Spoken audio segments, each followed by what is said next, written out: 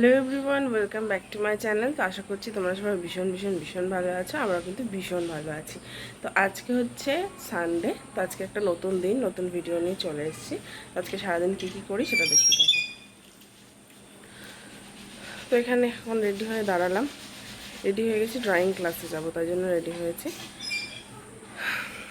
আর মা বানাচ্ছে চা, তো এই জন্য ভাবলাম ভিডিওটা শুরু করে নিই, তারপর বেরোবো। চলো বন্ধুরা, চাটা খেয়ে নিই, তারপর স্যারের কাছে যাবো। আর একটা জিনিস এনেছি, সেটা তোমাদের পরে দেখাচ্ছি। আমি আগে ড্রয়িং ক্লাসে যাই, তারপর দেখাচ্ছি। চলো ড্রয়িং ক্লাসে গিয়ে তোমাদের সাথে কথা বলছি। দেখতেই পাচ্ছ আমি সাইকেল নিয়ে বেরিয়ে গেছিলাম। এটা আমার সাবারি বলতে পারো। আর দেখতেই পাচ্ছ চারিদিকে সব পাট মেলা। গ্রামের হচ্ছে এটাই মানে এখনকার সৌন্দর্য। তো আমি চলে যাচ্ছিলাম ড্রয়িং ক্লাসে। আর এই যে বন্ধুরা, ড্রয়িং ক্লাসে এসে কিন্তু আমি আমার কাজটা সেরে নিয়েছি।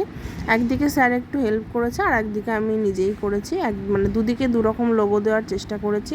এটা গিফট পারপাস দেবো, সেই জন্যই করেছি। কাকে গিফট দেবো না দেবো সেটা অবশ্যই পরে জানাবো। তো এখন দেখতেই পাচ্ছ কেমন লাগলো সেটা কিন্তু অবশ্যই তোমরা কমেন্টে জানাবে। তো সকাল থেকে তো আর মানে ড্রয়িংয়ে যাওয়ার পর তো আর ক্যামেরা সেভাবে অন করা হয়নি। তো এখন আমি একদম ড্রেস পরে চলে এসেছি। এই ড্রেসটা ব্লু কালারের ড্রেস পরেছি একটা। তো ড্রেসটা তো দেখেই নিলে, হাতে এইটা পরেছি, এইটা।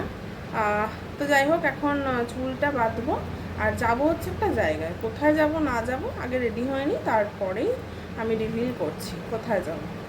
আর একটা পার্টি আছে ছোটোখাটো, মানে একটা সারপ্রাইজ পার্টি আছে, তো তার জন্যই প্ল্যানিংটা করা। তো চলো আমি রেডি হয়ে নিই। দেখতেই পাচ্ছ বন্ধুরা, এবার কিন্তু আমি চুলটা মানে বেঁধে নিচ্ছি। আর আমি ভাবলাম অনেক দিন তোমাদের সাথে কোনো মানে মেকআপ ভিডিও শেয়ার করা হয় না, তাই ছোট্টখাট্টো একটা নো মেকআপ লুকই মোটামুটি শেয়ার করি।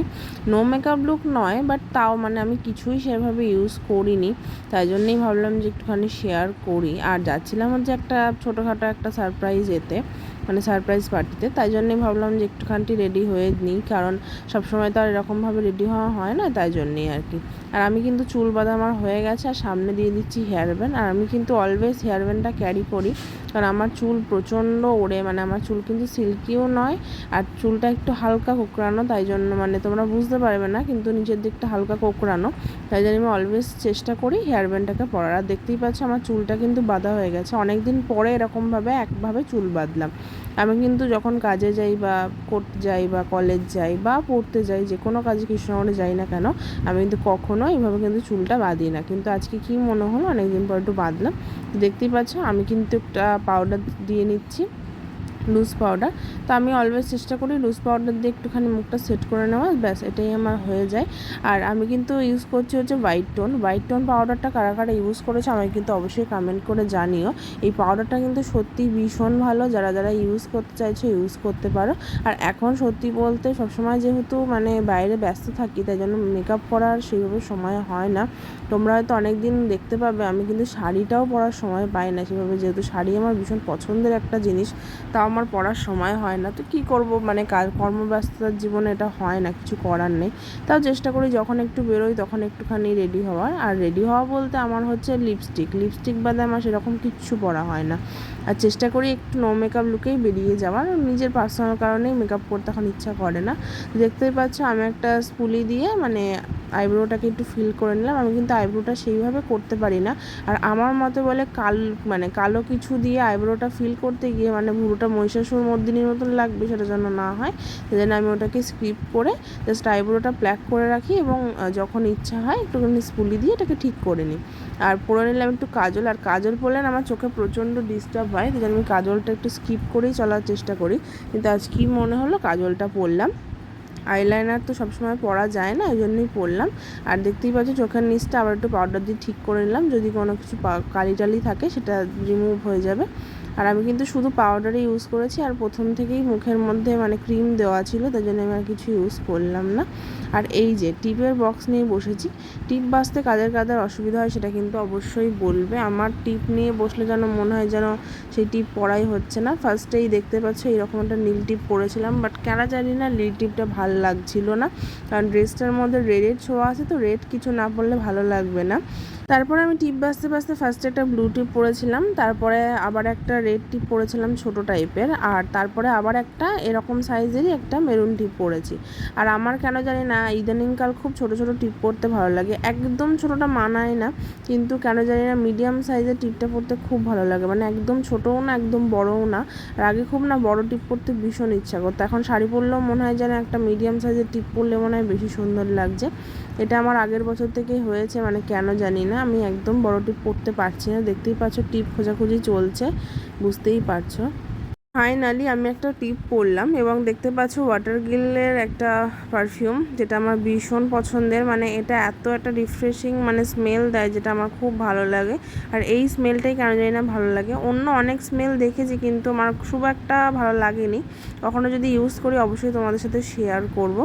মেকআপ আমার অলমোস্ট শেষের দিকে, মেকআপ বলতে কিছুই না, পাউডার দিয়েছি, এটাকে আর কি মেকআপ বলবো বলো তো, মেকআপ এটাকে বলাই চলে না, জাস্ট পাউডার দিয়ে একটুখানি নিজের শেডটা ঠিক করে নিলাম। আর কি বলতো, পাউডার দিলে দেখবা একটু স্কিনটা এনহ্যান্স করে, এটার জন্যই আরও দেওয়া।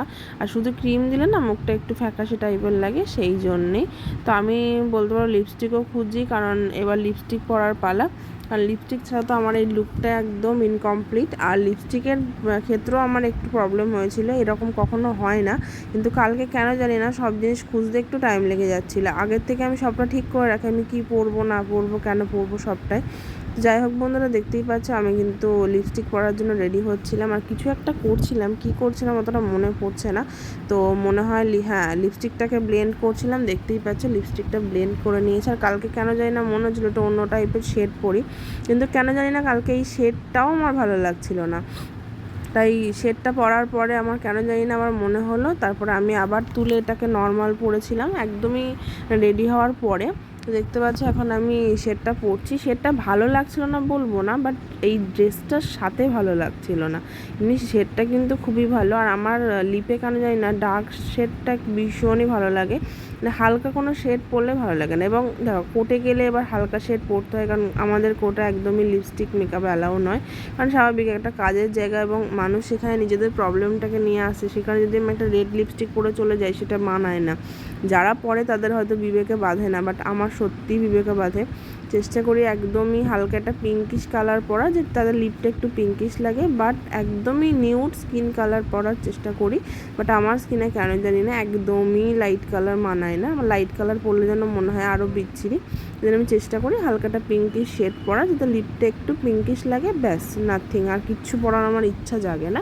আর কোনো সময় যদি মনে হয় মানে খুবই অড টাইমে, আর চেষ্টা করি একটু মানে চকলেটিশ, মানে চকলেট নয় একদমই স্কিন কালার, চকলেটিশ কালার সবসময় পরা হয় না। তো দেখতেই পাচ্ছ লিপস্টিক পরা আমার ডান।